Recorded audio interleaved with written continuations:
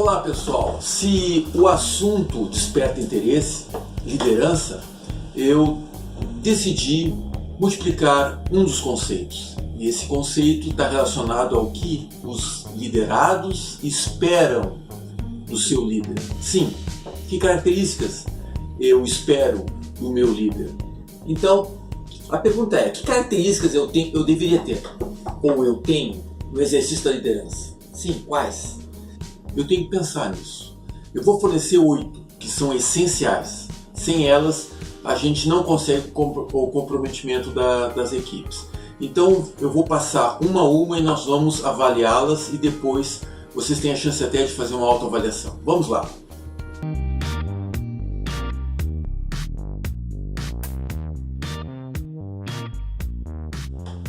Liberdade de expressão.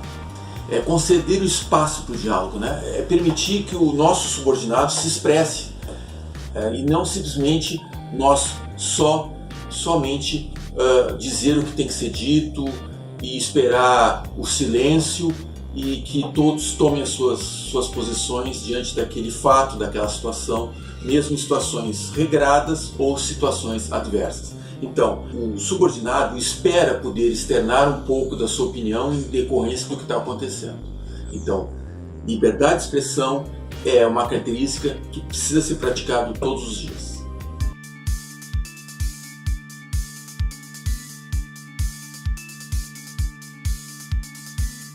Tem mais uma importante, inspirar. Sim, inspirar. Você não precisa motivar, mas você precisa estimular que a sua equipe pense, reflita, avalie. A gente não consegue, enquanto líder, motivar, mas a gente pode incentivar, a gente pode inspirar, né? Estimular, né, a nossa equipe a pensar sobre o assunto, a trabalhar melhor, a refletir sobre a sua forma de trabalho, né? E a gente tem que respeitar as diferenças, porque cada subordinado tem algumas características e isso nós temos que observar. Não adianta querer convencer todos com o mesmo diálogo.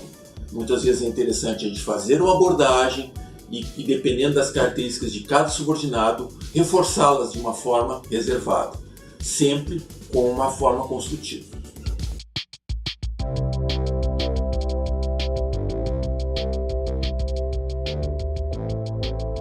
Outra característica, delegar.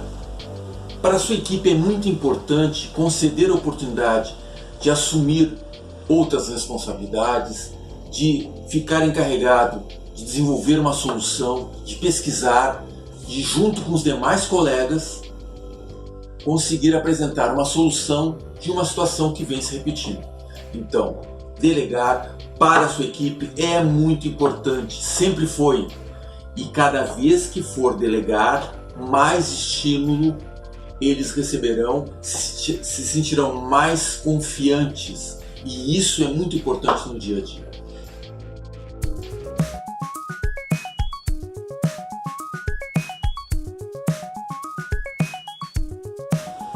Flexibilizar. Sim, nós temos regras, temos rotinas, os nossos processos precisam ser seguidos, mas você pode flexibilizar, você pode conceder aos integrantes da equipe que avaliem, recapitulem, proponham, não é? Situações para melhorar o dia a dia, os resultados. Então, flexibilizar é importante. Nós precisamos pensar nos benefícios que o ato de conceder uma oportunidade para trazer algo que faça a diferença.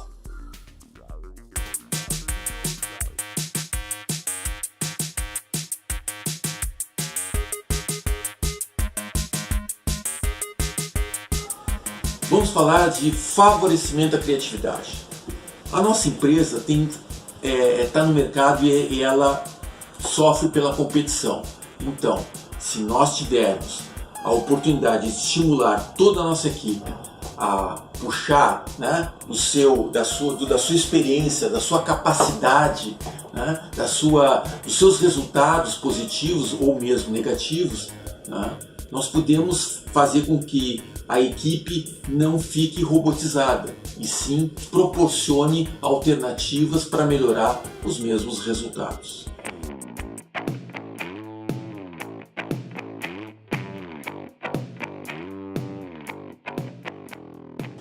Agora nós vamos falar sobre favorecimento ao trabalho em equipe. O que é o favorecimento ao trabalho em equipe? É nós estimularmos para que a equipe fique integrada, que troque informações, que conversem sobre o dia a dia e não simplesmente cada um na sua mesa, cada um na sua máquina, cada um na sua área de trabalho e simplesmente vamos esperar, né, o horário e cumprir o nosso resultado e o nosso propósito. Então, favorecimento do trabalho em equipe cabe ao líder. Você, líder, precisa fazer com que todos entendam a importância do trabalho coletivo. É a mesma coisa que um time de futebol. Cada um tem a sua posição e o técnico, durante 90 minutos, trabalha e incentiva a sua equipe a fazer a sua posição, o seu conhecimento em prática, do ponteiro, do zagueiro, não é? Do goleiro, do meio-campo e assim por diante.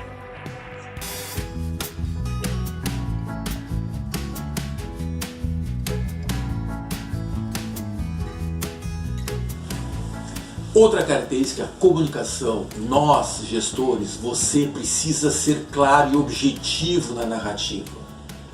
Não adianta estender muito. Precisa construir o pensamento e comunicar, olho nos olhos, convicto, né? Convicto que isso é importante. Porque assim o respeito, a segurança da sua equipe vai ser muito maior. Então a comunicação, o exercício de se comunicar com clareza e objetividade é muito importante se queremos realmente uma equipe comprometida. E a característica que pode ser o guarda-chuva dessas características é o feedback. É a nossa capacidade de dar feedback, identificando o que pode ser melhorado e elogiando o que está dando certo. E não adianta usar essa característica assim, eu faço um balanço mensal e converso individualmente e dou feedback mensal porque é o tempo que eu tenho. Não, isso tem que ser imediatamente ao resultado positivo. Se eu tenho um integrante da equipe que ele faz a diferença, ele precisa ser recompensado com esse feedback positivo o mais próximo do ato. E não dizer, olha, você lembra, mês passado, você se destacou, meus parabéns, continue assim. É tarde. Há um enfraquecimento da relação. Por quê? Porque fica aquela insegurança. Será que eu fiz certo? Será que o meu chefe, será que o meu gestor gostou daquilo que eu fiz? Então, o feedback tem que ser o mais próximo do fato, sempre. Fato positivo, fato negativo, nós precisamos interceder, nós precisamos fazer com que o nosso subordinado entenda que ele precisa melhorar ou que ele está no caminho certo. Bom, conhecendo as 8 características, o que vale agora? Agora é uma autoavaliação. Sim, uma autoavaliação. Então você vai descrever as 8 características e você tem várias opções. Uma das opções de fazer a autoavaliação é estabelecer de 0 a 5, onde 0 significa que você não usa essa característica, 3, você usa essa característica de vez em quando, e 5 significa que você usa diariamente, sempre que você pode, você usa essa característica. Outra alternativa de autoavaliação é você fazer essa lista de 8 características, considerar 4 colunas, onde uma é essa característica é muito boa, essa característica é boa, essa característica é regular e eu não sei dizer se usa essa característica.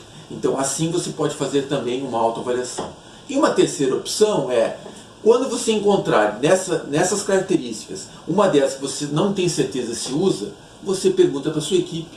Sim, para a sua equipe. Você reúne essas 8 características e usa 2 colunas dizendo o seguinte: pratica ou não pratica. E aí você vai perguntar para o subordinado: olha, eu pratico essa característica ou não? Essa soma, esse resultado, você vai poder enxergar se as características você utiliza ou não. Certo?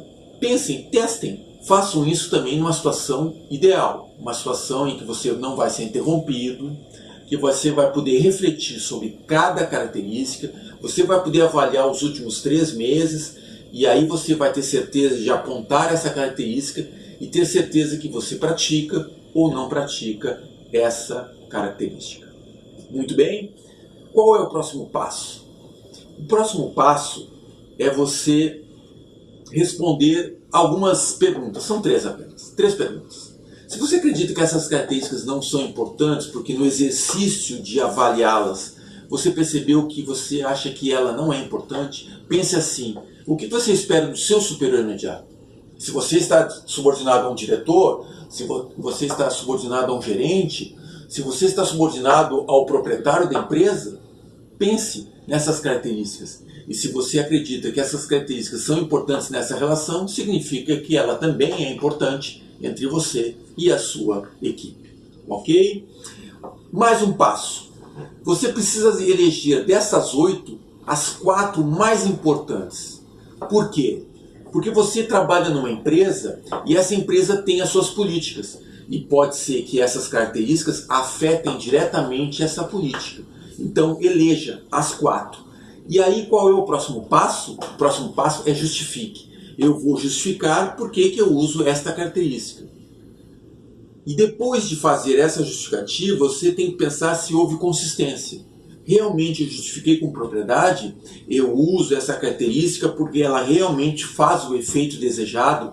Ela afirma o que está estabelecido dentro da empresa? Então isso também é importante. Essas características que você pratica e que você justificou, elas fazem a diferença no seu desempenho como líder. Agora, se você acredita que a justificativa ela não é consistente, ela não é sólida, não parece mesmo, você não está seguro, então significa que você tem que eleger outra dessas 8 características. Então, desta maneira você consegue enxergar o todo do seu desempenho e você pode, de repente, começar a trabalhar aquela característica que fica faltando no dia a dia e dentro do comportamento da sua equipe.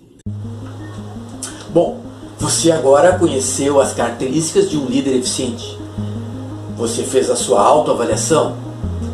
Quer melhorar ainda mais o desempenho como líder? Venha fazer parte da turma no dia 19 de março em Porto Alegre.